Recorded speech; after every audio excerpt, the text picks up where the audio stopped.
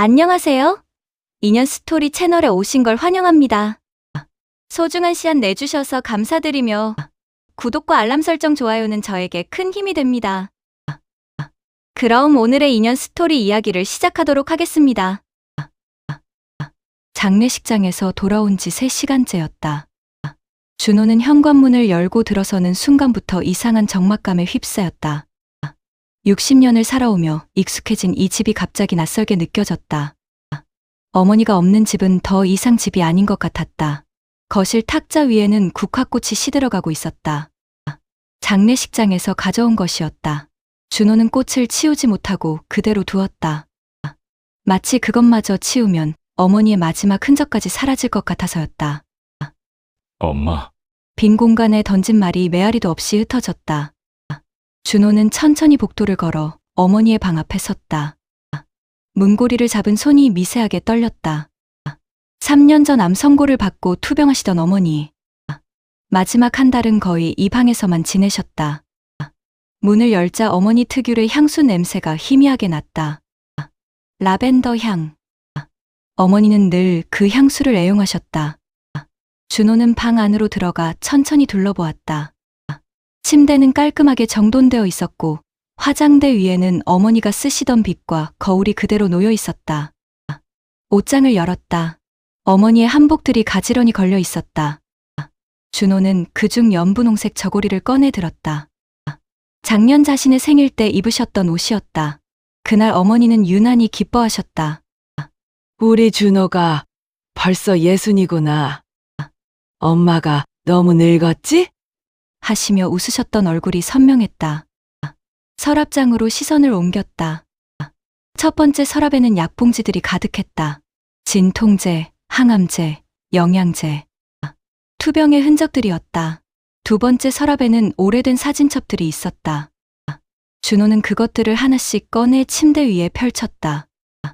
아버지와 어머니의 결혼 사진, 자신의 돌잔치 사진, 초등학교 입학식 사진. 시간의 층위가 고스란히 담겨 있었다.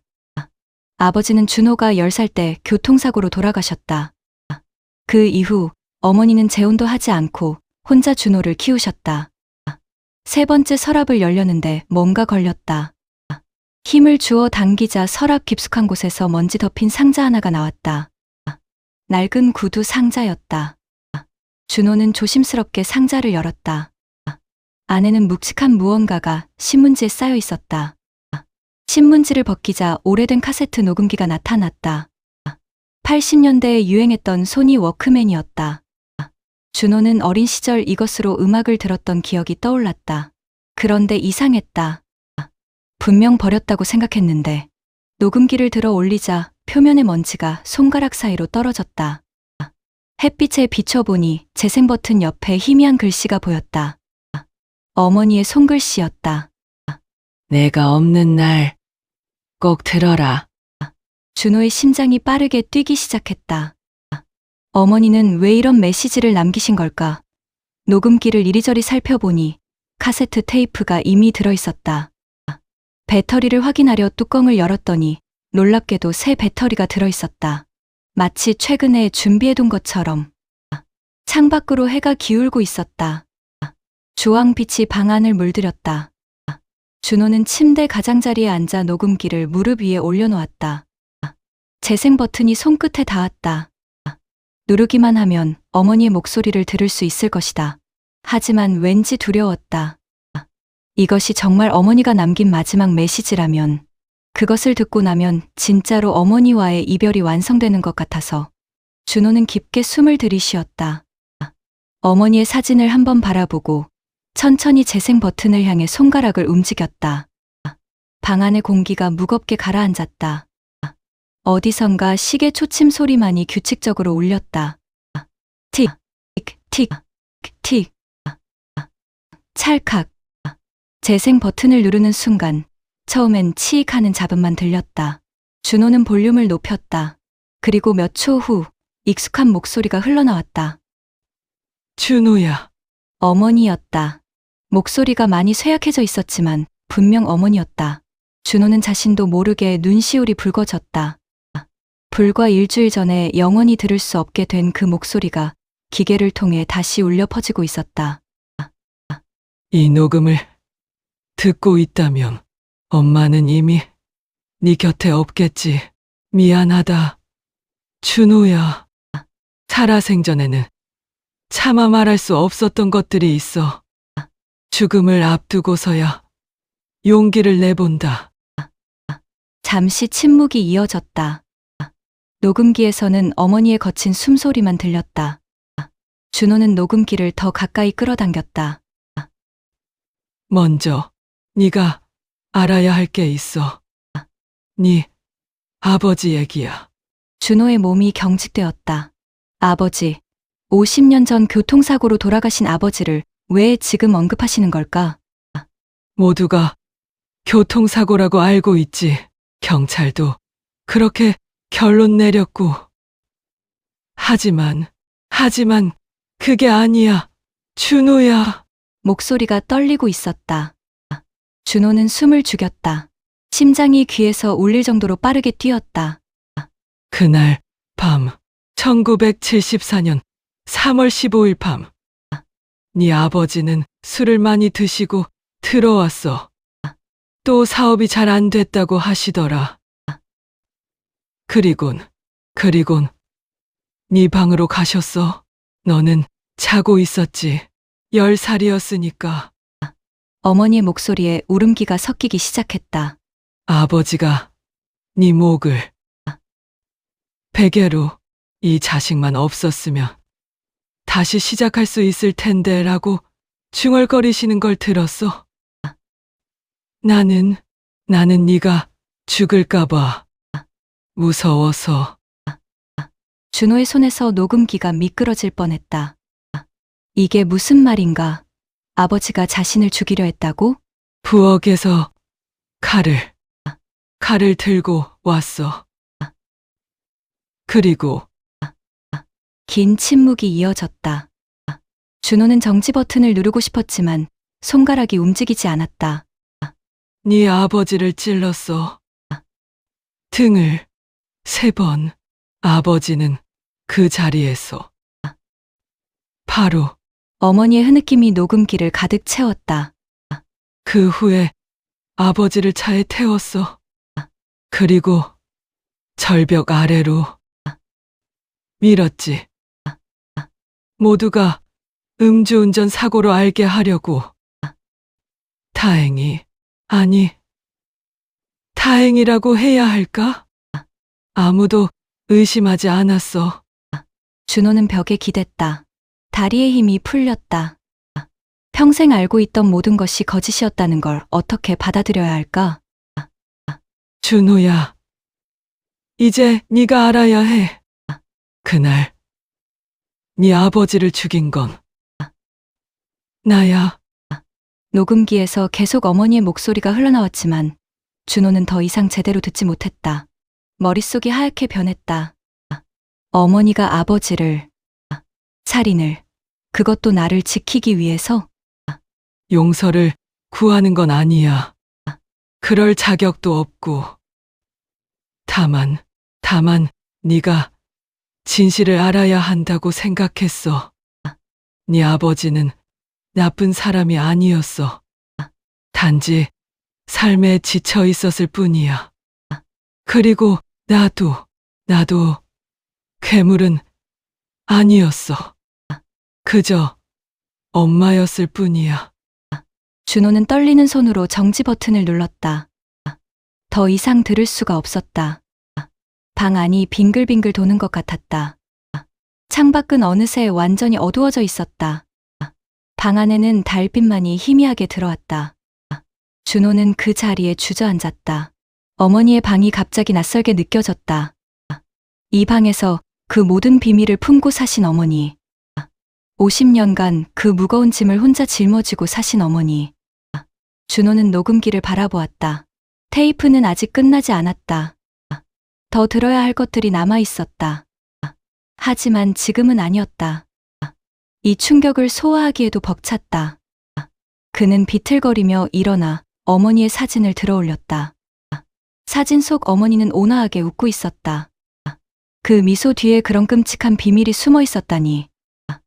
어머니, 왜 이제야? 왜 이렇게?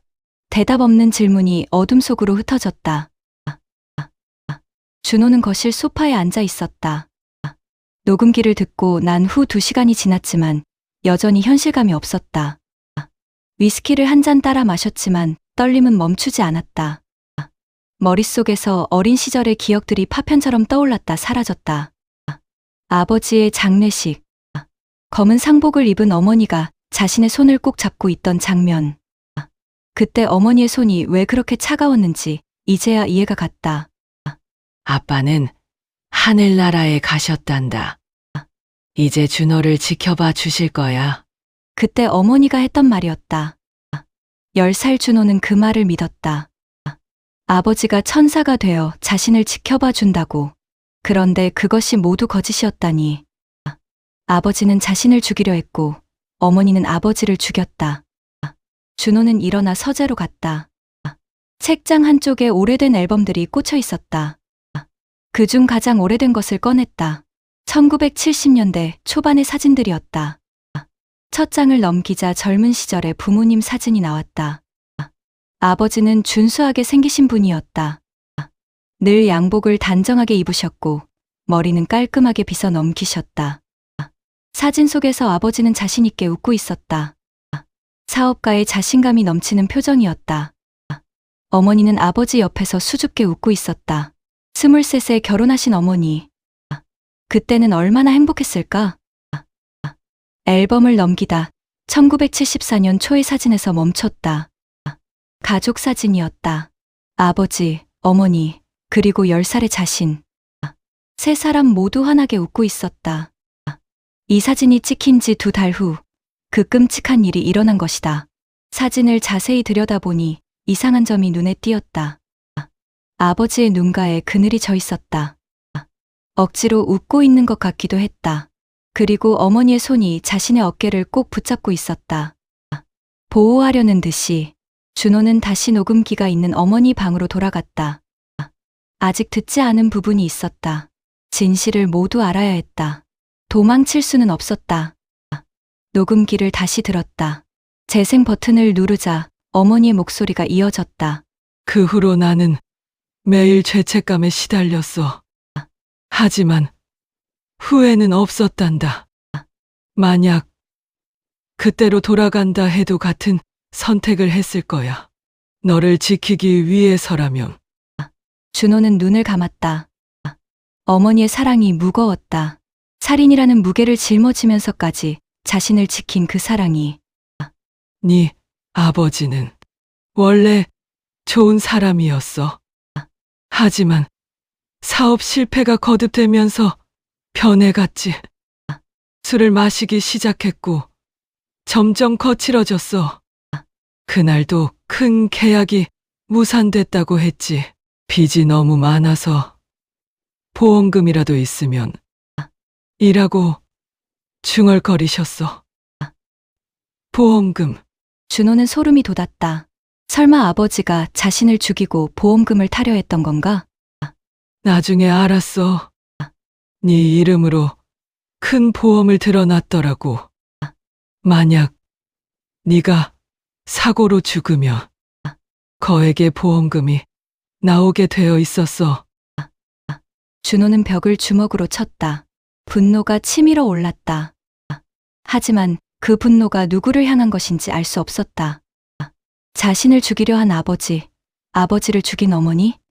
아니면 이 모든 비극을 만든 운명. 준호야. 넌 아무 잘못이 없어. 그저 운이 나빴을 뿐이야. 그런 아버지 밑에서 태어난 것도, 그런 선택을 한 엄마 밑에서 자란 것도. 하지만 넌 잘 자라줬어. 그것만으로도 엄마는 감사해. 녹음이 잠시 끊겼다. 그리고 다시 이어졌을 때 목소리가 더 약해져 있었다. 마지막으로 하나 더 고백할 게 있어. 사실 넌 그 순간 녹음기에서 찍 하는 소리가 나더니 멈췄다. 테이프가 끝난 것 같았다. 준호는 테이프를 빼서 뒤집어 넣었다. 하지만 비면은 비어 있었다. 마지막 고백은 무엇이었을까? 어머니는 또 무엇을 숨기고 있었을까? 준호는 녹음기를 내려놓고 창밖을 바라보았다. 새벽 5시. 도시는 잠들어 있었지만 그는 잠들 수 없었다. 50년간 믿어온 모든 것이 무너져 내렸다. 아버지는 살인자가 될 뻔했고 어머니는 실제로 살인자가 되었다. 그리고 자신은 그 비극의 중심에 있었다. 하지만 이상하게도 어머니를 미워할 수 없었다. 오히려 가슴이 아팠다. 그 무거운 비밀을 혼자 품고 살아온 세월이 얼마나 고통스러웠을까. 준호는 어머니의 사진을 다시 들어올렸다. 어머니, 괜찮아요. 전 어머니를 원망하지 않아요. 하지만 마음 한구석에서는 의문이 자라나고 있었다.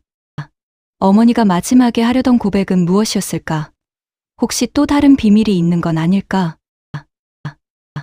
다음 날 아침, 준호는 거의 잠을 이루지 못한 채로 다시 어머니 방으로 향했다. 햇살이 창으로 들어와 방을 밝게 비추고 있었지만 그의 마음은 여전히 어두웠다. 어제 발견한 구두 상자를 다시 열었다. 녹음기 외에 다른 것이 있는지 확인하고 싶었다. 상자 바닥을 더듬어 보니 뭔가 평평한 것이 만져졌다. 봉투였다. 노란색으로 바랜 오래된 봉투 여러 장이 고무줄로 묶여 있었다. 첫 번째 봉투를 열었다. 편지였다. 그런데 이상했다. 받는 사람 이름이 민수에게라고 적혀 있었다. 민수. 준호는 고개를 갸웃했다. 우리 집에 민수라는 사람이 있었나? 친척 중에도 그런 이름은 기억나지 않았다. 편지를 펼쳤다. 날짜는 1973년 5월 12일이었다. 사랑하는 민수에게 오늘도 네 얼굴을 보지 못했구나. 엄마가 많이 보고 싶었을 텐데. 하지만 어쩔 수 없었어. 네가 안전한 곳에 있다는 것만으로도 감사해야지. 준호는 잘 지내고 있어. 네 또래니까 벌써 9살이 됐네. 가끔 네 생각이 날 때가 있어. 만약 네가 여기 있었다면 둘이 잘 놀았을까? 아빠는 여전히 너에 대해 모르고 있어. 그게 최선이야. 알면 큰일 날 거야. 조금만 더 기다려. 엄마가 꼭 데리러 갈게. 사랑한다. 민수야. 준호는 편지를 다시 읽었다. 이해가 되지 않았다. 어머니가 다른 아이에게 쓴 편지. 그것도 아버지가 모르게. 두 번째 편지를 열었다. 1973년 8월 20일자였다. 민수야. 오늘 너를 멀리서 봤어. 많이 컸더구나. 엄마를 닮아 눈이 참 맑아. 그 집 사람들이 너를 잘 돌봐주고 있는 것 같아 안심이야. 하지만 가슴 한쪽이 찢어지는 것 같아. 내 아이를 남의 손에 맡겨야 하다니. 준호 아빠가 요즘 더 힘들어하고 있어. 사업이 계속 안 좋아지고 있거든. 집에 들어오면 술 냄새가 나. 준호한테 소리를 지르기도 해. 가끔 무서운 생각이 들어. 만약 네가 여기 있었다면 어떻게 됐을까? 아빠가 너한테도 화를 냈을까? 아니, 그보다 더 무서운 일이 일어났을지도 몰라. 그래도 언젠가는 다 해결될 거야. 그때까지만 참자. 준호의 손이 떨렸다.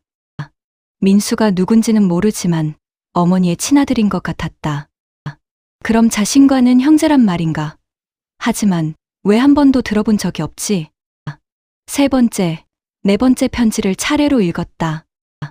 내용은 비슷했다. 민수를 그리워하는 마음, 준호 아빠 자신의 아버지의 폭력성에 대한 우려, 그리고 언젠가 다시 만날 거라는 희망. 그러다 1974년 3월 10일자 편지에서 준호는 얼어붙었다. 민수야, 이제 결심했어. 더 이상은 못 참겠어. 어제 준호 아빠가 준호를 때렸어. 아이 목에 든 멍을 보고 내 정신이 나갈 것 같았어. 오늘은 또 준호 이름으로 보험을 들었대. 왜 그러냐고 물었더니 혹시 모르니까라고 하더구나. 무슨 뜻인지 알 것 같아서 무서워. 만약 최악의 상황이 온다면 엄마는 준호를 지킬 거야. 무슨 일이 있어도. 그리고 그 후에는 너를 데리러 갈게. 우리 셋이 새롭게 시작하는 거야. 준호, 너, 그리고 엄마. 며칠 안에 모든 게 끝날 것 같아. 민수야, 조금만 더 기다려. 이것이 마지막 편지였다. 5일 후, 아버지는 죽었다. 준호는 편지들을 내려놓고 깊은 숨을 쉬었다. 어머니에게 또 다른 아들이 있었다. 민수. 하지만 왜 다른 곳에 맡겨야 했을까? 그리고 왜 아버지는 몰랐을까? 갑자기 한 가지 가능성이 떠올랐다. 혹시 민수는 아버지의 아들이 아니었던 건 아닐까? 그래서 숨겨야 했던 건 아닐까? 준호는 화장대로 다가갔다. 서랍을 하나하나 열어보았다. 세 번째 서랍 깊숙한 곳에서 또 다른 봉투를 발견했다. 이번엔 사진이 들어있었다. 흑백 사진이었다. 젊은 여자가 갓난아기를 안고 있었다. 여자는 분명 어머니였다. 하지만 아기는, 준호는 자신의 아기 때 사진을 본 적이 있었다. 이 아기는 자신이 아니었다. 사진 뒷면을 보니 글씨가 적혀 있었다. 1965년 6월 15일. 민수 100일. 1965년. 준호는 1964년생이었다. 민수가 자신보다 한 살 어렸다는 말인가? 그럼 동생. 하지만 어머니는 자신을 낳고 바로 민수를 가진 건가? 아니면 준호는 소름이 돋았다. 혹시 자신이 생각하는 것보다 더 복잡한 진실이 숨어 있는 건 아닐까? 편지를 다시 읽어보니 이상한 점이 하나 더 있었다. 어머니는 계속 준호 아빠라고 했지 우리 아빠나 네 아빠라고 하지 않았다. 마치 민수와 아버지가 전혀 관계없는 것처럼. 그리고 준호를 부탁한다라는 마지막 문장. 누가 쓴 걸까? 어머니의 글씨는 아니었다. 준호는 편지와 사진을 들고 거실로 나왔다. 머릿속이 복잡했다. 어머니의 비밀이 하나씩 드러날수록 더 큰 미스터리가 생겨났다. 민수는 누구인가? 왜 다른 곳에서 자라야 했는가? 그리고 지금은 어디에 있는가? 어머니는 돌아가시기 전 마지막 고백을 하려 했다. 혹시 그것이 민수에 관한 것은 아니었을까? 준호는 거실 탁자에 편지들과 사진을 펼쳐놓고 시간 순서대로 정리했다. 1973년 5월부터 1974년 3월까지 민수에게 보내지 못한 편지들. 어머니는 왜 이 편지들을 간직하고 있었을까? 다시 녹음기를 살펴보기로 했다. 혹시 놓친 부분이 있을지도 몰랐다. 테이프를 꺼내 자세히 들여다보니 A면 끝부분에 작은 글씨로 2분의 1라고 적혀 있었다. 2분의 1. 그럼 두 번째 테이프가 있다는 말인가? 준호는 다시 어머니 방으로 돌아가 구두 상자를 뒤졌다. 하지만 다른 테이프는 없었다. 서랍장을 다시 뒤지기 시작했다. 네 번째 서랍 안쪽 깊은 곳에서 손끝에 뭔가 걸렸다.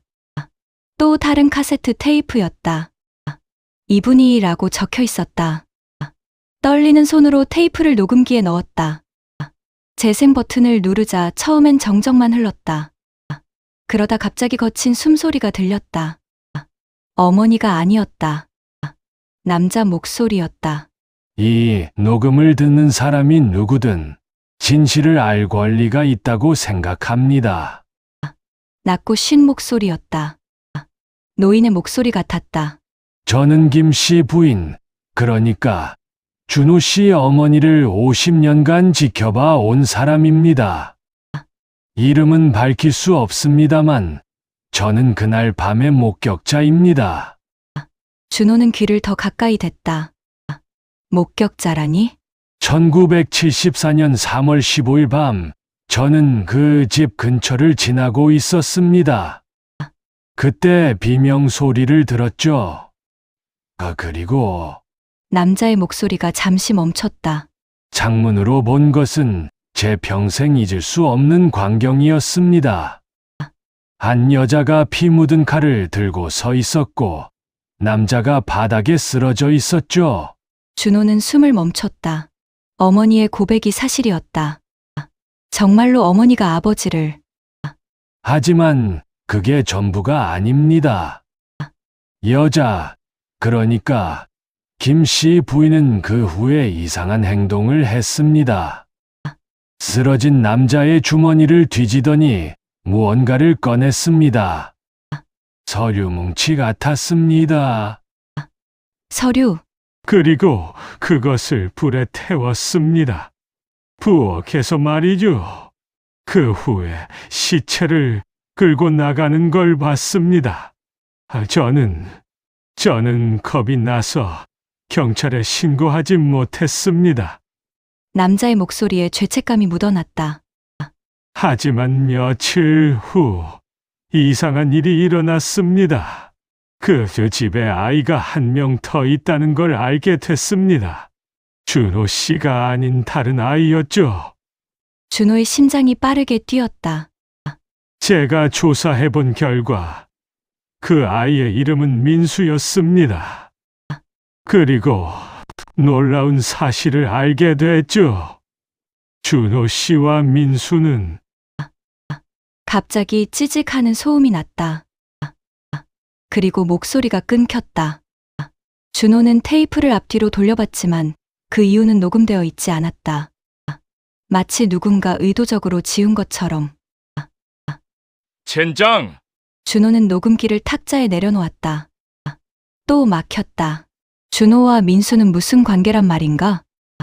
그때 녹음기 밑면에서 뭔가 이상한 것을 발견했다. 작은 나사 4개가 있었는데 그 중 하나가 최근에 돌린 흔적이 있었다. 스크래치가 새 것이었다. 준호는 서둘러 드라이버를 찾아왔다. 조심스럽게 나사를 풀었다. 뚜껑을 열자 놀라운 것이 나타났다.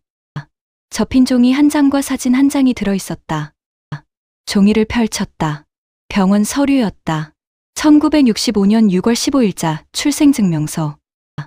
아이 이름은 김민수. 그런데 어머니란에는 어머니 이름이 있었지만 아버지란은 비어 있었다. 미혼모 출산이었다. 준호는 충격을 받았다. 민수는 아버지의 아들이 아니었다. 그럼 어머니는 결혼 후에 다른 남자의 아이를 낳은 건가? 사진을 들어 올렸다. 흑백 사진이었다. 젊은 어머니가 아기 2명을 안고 있었다. 아기들은 거의 똑같아 보였다. 쌍둥이? 아니, 그럴 리 없다. 준호는 자신이 외아들이라고 평생 들어왔다. 사진을 뒤집어 보니 글씨가 있었다. 어머니의 손글씨였다. 준호야, 네 진짜 이름은 민수야. 준호는 사진을 떨어뜨렸다. 이게 무슨 말인가? 내가 민수라고. 그럼 진짜 준호는 누구지? 머릿속이 하얗게 변했다. 모든 것이 뒤엉켰다. 자신이 누구인지조차 모르게 되었다. 그때 현관벨이 울렸다. 준호는 화들짝 놀랐다. 이 시간에 누가 온 걸까? 문을 열자 낯선 노인이 서 있었다. 지팡이를 짚고 있었고 깊은 주름이 패인 얼굴이었다. 준호 씨, 아니, 민수 씨인가요? 노인이 물었다. 그 목소리는 녹음기에서 들었던 바로 그 목소리였다. 당신은 누구십니까? 준호는 경계하며 물었다. 노인은 잠시 망설이다가 입을 열었다. 저는 박 원장이라고 합니다. 50년 전 이 동네에서 작은 의원을 운영했죠. 당신 어머니를 잘 알았습니다. 박 원장. 준호는 어렴풋이 기억났다. 어린 시절 감기에 걸리면 가던 동네 의원이 있었다. 자상한 할아버지 의사가 있었는데 들어오시죠. 준호는 노인을 거실로 안내했다. 노인은 탁자 위에 펼쳐진 사진과 서류들을 보고 한숨을 쉬었다. 역시 찾으셨군요. 어머니가 그것들을 남겨두셨을 줄 알았습니다. 당신이 녹음기에 목소리를 남긴 분이군요. 왜 이제 와서? 어머니가 돌아가셨다는 소식을 들었습니다. 이제는 진실을 말해야 할 때라고 생각했죠. 박 원장은 주머니에서 낡은 수첩을 꺼냈다. 1965년 6월 15일, 제가 어머니의 출산을 도왔습니다. 쌍둥이였죠. 준호와 민수. 쌍둥이. 준호는 숨을 멈췄다. 하지만 아이들의 아버지는 당신이 아버지로 알고 있는 그분이 아니었습니다. 어머니는 그분과 결혼하기 전에 다른 남자를 사랑했죠. 그 남자는 어머니가 임신한 걸 알고 도망쳤습니다. 준호는 주먹을 쥐었다. 그 남자가 누구든 증오스러웠다. 어머니는 혼자 아이를 낳을 수 없었습니다. 그 시대엔 미혼모에 대한 시선이 지금보다 훨씬 가혹했으니까요. 그래서 급하게 당신 아버지, 아니 그분과 결혼했습니다. 그분은 돈이 필요했고 어머니 집안은 부유했으니까요. 준호는 천천히 고개를 끄덕였다. 퍼즐 조각이 맞춰지고 있었다. 하지만 쌍둥이가 태어나자 문제가 생겼습니다. 그분은 아이가 하나라고 생각했거든요. 그래서 어머니는 한 아이를 숨겼습니다. 민수를요. 저희 집에서 잠시 맡았다가 다른 가정에 입양 보냈죠. 그럼 제가 네, 당신이 민수입니다. 박 원장은 사진을 가리켰다. 어머니는 두 아이 중 더 약해 보이는 아이를 선택해서 숨겼습니다. 그게 당신이었죠. 준호는 건강했고 당신은 조금 작고 여렸습니다. 준호, 아니 민수는 혼란스러웠다. 하지만 왜 나중에 1974년 그 끔찍한 일이 있었죠. 어머니가 그 남자를 죽인 후 진짜 준호도 박 원장의 목소리가 떨렸다. 진짜 준호도 죽었습니다. 뭐라고요? 그 남자가 준호를 베개로 누르다가 아이가 숨을 멈췄습니다. 어머니가 달려왔을 땐 이미 늦었죠. 어머니는 분노해서 그 남자를 찔렀고 준호는 일어섰다. 다리가 떨렸다. 그 후 어머니는 저를 찾아왔습니다. 도와달라고 했죠. 그래서 우리는 당신을 데려왔습니다. 민수를 그리고 준호로 바꿨죠. 그럴 수가. 입양 가정에서 당신을 데려오는 건 어렵지 않았습니다. 그 집도 사정이 어려웠거든요. 돈을 주고 조용히 해결했죠. 그리고 당신에게 약을 좀 써서 기억을 흐리게 만들었습니다. 준호는 머리를 감싸 쥐었다. 어린 시절 기억이 흐릿한 이유가 그것이었다. 10살 이전 기억이 거의 없으시죠? 그게 약물 때문입니다. 미안합니다. 그럼 장례식은 진짜 준호의 장례식이었죠. 하지만 모두가 그 남자의 장례식이라고 생각했습니다. 지체는 하나였으니까요. 박 원장은 또 다른 사진을 꺼냈다. 이걸 보십시오. 두 아이가 찍힌 사진이었다. 한 아이는 밝게 웃고 있었고 다른 아이는 수줍게 카메라를 피하고 있었다. 왼쪽이 진짜 준호, 오른쪽이 당신입니다. 민수. 준호는 사진을 들여다보았다. 오른쪽 아이의 눈매가 낯설지 않았다. 거울에서 본 자신의 어린 시절 같았다. 어머니는 평생 이 비밀을 지켰습니다. 당신을 지키기 위해서요. 진짜 아들을 잃고 숨겨둔 아들을 대신 키운 거죠. 하지만 왜 사랑 때문이겠죠. 어머니는 두 아들 모두를 사랑했습니다. 한 명을 잃었지만 한 명은 살릴 수 있었으니까요. 박 원장은 일어섰다. 이제 제가 할 말은 다 했습니다. 진실을 아는 게 고통스러우시겠지만 알 권리가 있다고 생각했습니다. 잠깐만요. 준호는 노인을 붙잡았다. 그럼 내 친아버지는 누구입니까? 박 원장은 잠시 망설이다가 고개를 저었다. 그건 저도 모릅니다. 어머니가 끝까지 말하지 않으셨거든요. 다만 어머니가 한 번 말씀하신 적이 있습니다. 그 사람은 이미 죽었다고. 당신이 태어나기도 전에요. 준호는 노인을 배웅하고 혼자 남았다. 거실에 앉아 사진들을 다시 보았다. 진짜 준호와 자신. 쌍둥이 형제. 한 명은 죽고 한 명은 그의 이름으로 살아간. 그는 녹음기 안에서 찾은 사진을 다시 들어올렸다. 준호야, 네 진짜 이름은 민수야.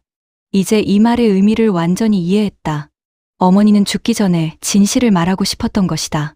하지만 끝내 다 말하지 못하고 준호는 눈을 감았다. 나는 누구인가? 준호인가? 민수인가? 준호는 다음 날 아침 일찍 시청으로 향했다. 호적 등본과 출생 기록을 확인하고 싶었다. 박 원장의 말이 사실인지 확인해야 했다. 민원실 직원은 친절했지만 결과는 실망스러웠다. 김준호 씨, 1964년 10월 3일생으로 되어 있네요. 부모님은 김상철 씨와 이영희 씨고요. 다른 기록은 없나요? 1965년생 김민수라는 이름은? 직원이 다시 검색했다. 1965년 6월 15일생 김민수. 있긴 한데 사망으로 처리되어 있네요. 1974년 3월 20일 사망. 준호는 숨이 막혔다. 자신의 원래 이름이 공식적으로는 죽은 사람이었다. 사망 원인은요? 화재 사고로 되어 있습니다. 화재. 박 원장은 그런 말을 하지 않았는데 준호는 서류 사본을 받아 시청을 나왔다. 다음 목적지는 경찰서였다. 1974년 사건 기록을 찾아보고 싶었다. 오래된 기록 보관소에서 먼지 쌓인 파일을 뒤졌다. 그리고 마침내 찾았다. 1974년 3월 15일.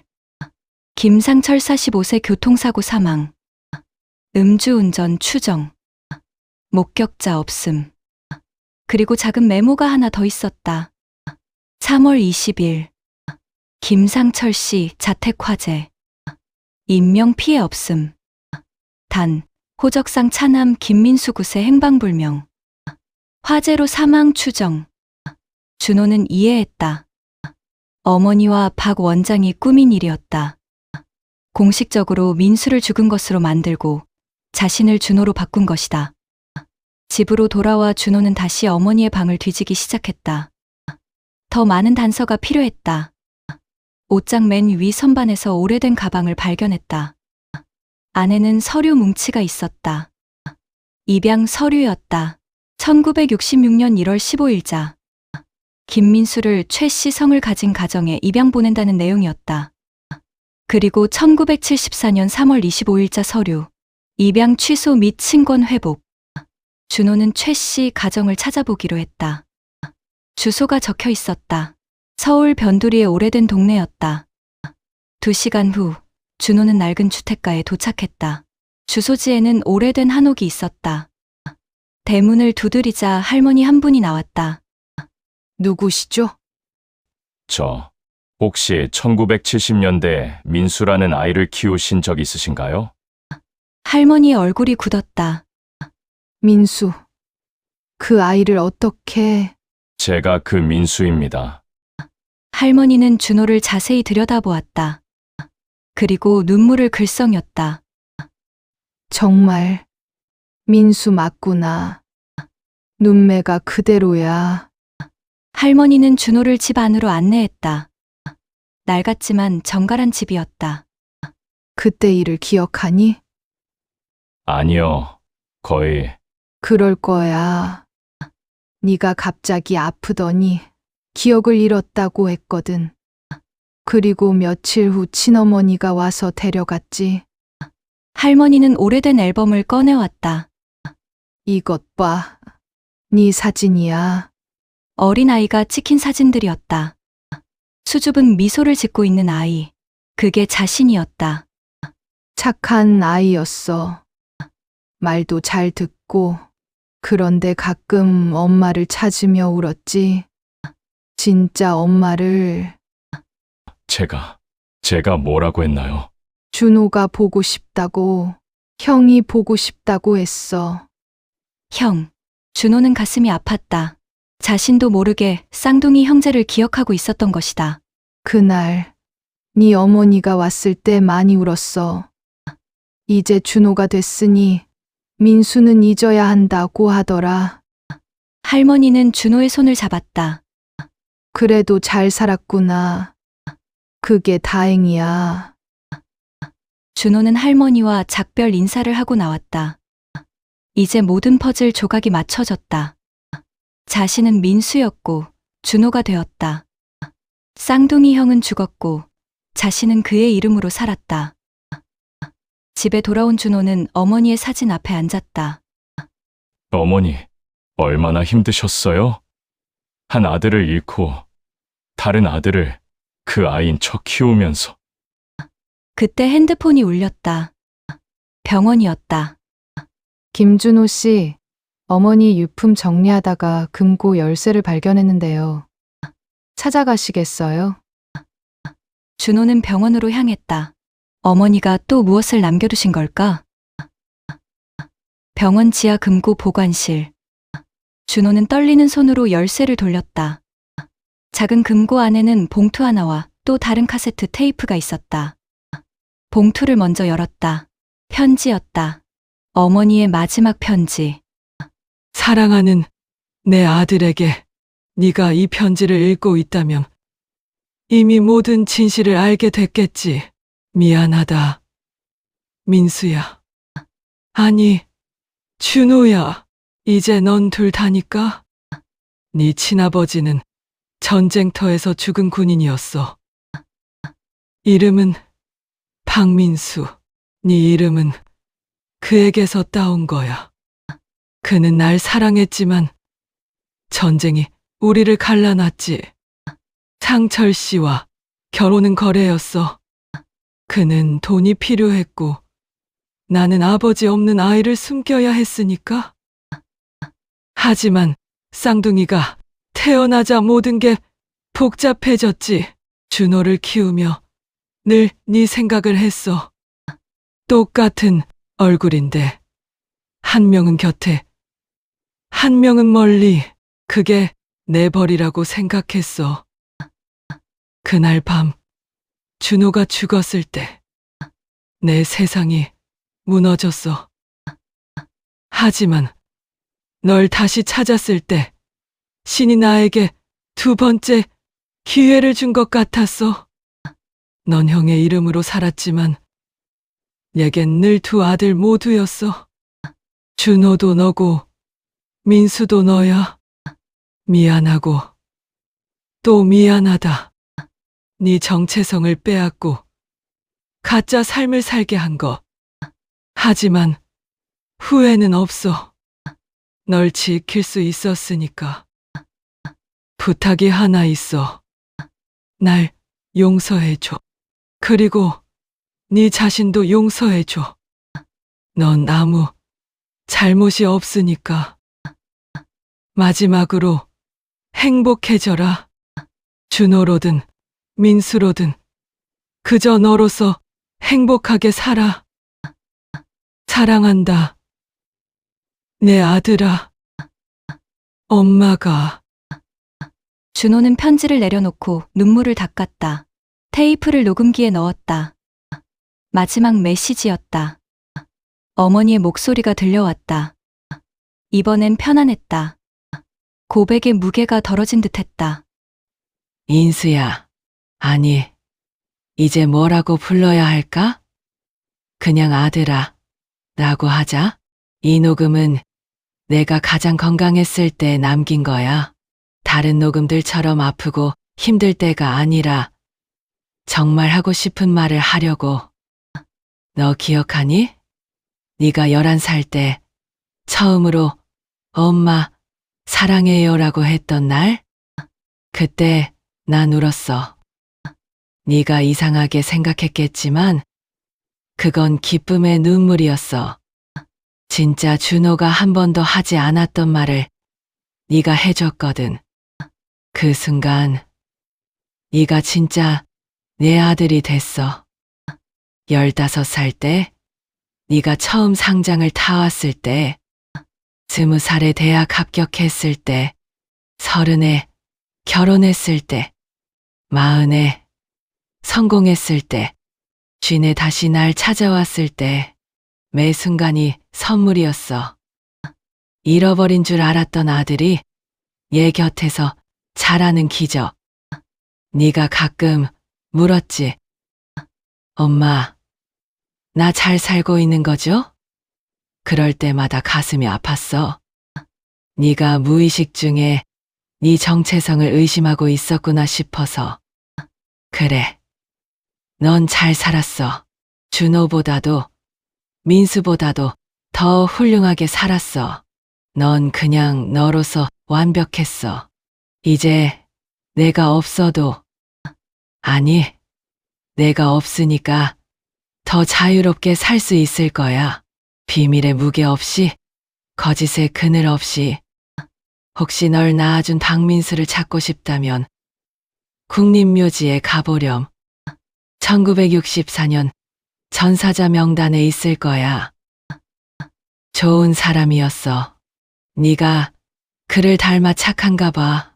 아, 그리고 잠시 침묵이 이어졌다. 밥은 먹었니? 엄마는 늘 그게 걱정이야. 네가 9살이든 60이든. 민수야, 밥은 먹었니? 준호야, 밥은 먹었니? 아들아, 밥은 먹었니? 녹음이 끝났다. 준호는 한참을 울었다. 창문을 열었다. 봄바람이 불어왔다. 따뜻하고 부드러운 바람이었다. 네, 엄마. 밥 먹었어요. 바람에 실려 대답이 날아갔다. 어딘가에서 어머니가 듣고 있을 것 같았다. 준호는 거울 앞에 섰다. 거울 속 남자는 여전히 같은 얼굴이었다. 하지만 이제 그는 알았다. 자신이 준호이면서 민수라는 것을, 두 사람의 삶을 산 한 사람이라는 것을, 그리고 그것도 괜찮다는 것을. 핸드폰이 울렸다. 아들이었다. 아빠, 밥 드셨어요? 준호는 미소 지었다. 응, 먹었어. 할머니 일로 힘드실 텐데 제가 내일 가볼게요. 그래, 고맙다. 전화를 끊고 준호는 어머니의 사진을 바라보았다. 엄마, 이제 알겠어요. 사랑이 진실보다 중요할 때가 있다는 걸. 그리고 가끔은 거짓말도 사랑이 될 수 있다는 걸. 바람이 또 불어왔다. 커튼이 나풀거렸다. 그리고 어디선가 정말 희미하게 어머니의 목소리가 들리는 것 같았다. 민수야, 밥은 먹었니? 준호는 눈을 감았다. 그리고 처음으로 편안하게 대답했다. 네, 엄마. 잘 먹고 있어요. 오늘의 인연 스토리 이야기는 여기까지입니다. 끝까지 시청해 주셔서 감사드리며 늘 행복하시고 즐거운 일만 가득하시길 바랍니다. 다음에는 더 좋은 인연 스토리로 찾아오겠습니다. 감사합니다.